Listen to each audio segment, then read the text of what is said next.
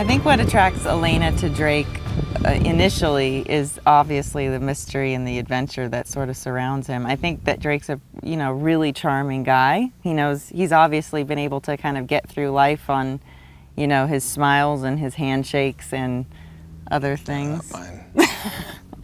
Drake smiles. I think honestly one of the great things about what attracts her to him is kind of their chemistry and their partnership, that she gets him because she's similar to him in her drive and her stubbornness and her her curiosity for the past and an unraveling story. So she understands that about him and is initially attracted to the danger of him. I think what attracts Elena to Drake is his vulnerability, and I think that's what a lot of women who are fans of the game really seem to like. He's just that ordinary guy who is just doing the best he can, and he's just put in these unbelievable circumstances. When I almost lost you before, you're not gonna. I just can't do that again.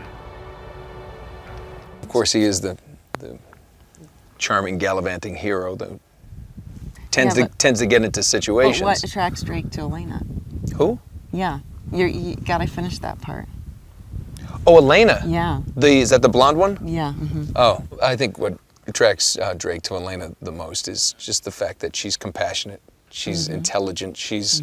We're talking about Elena, yeah, so just I know. relax. I know. Let's just cool the jets, cover it all up. Very cool. She's somebody who recognizes his vulnerability. While you can.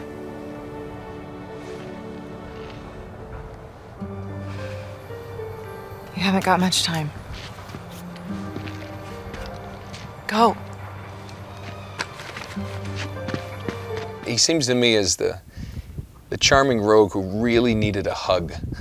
It's just the most simple way to put it. He just tries so hard, and just has gone through so much in his life, and she's the one person who's really just kind of put her arm around him and said, everything's going to be okay. And I think Punched him a couple times too. Yeah, but I think it's something that human beings in general like that feeling of just being needed and just being held every now and then.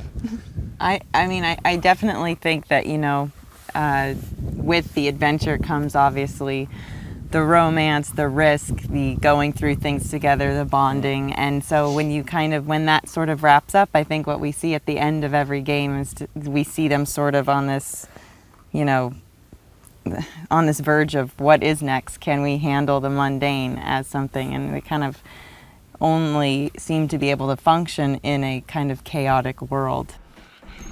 All right, what is all this Seriously, crap Nate, no, you're why giving don't me you just about come Sully? clean with me? Those guys are not here for historical research, and neither are you.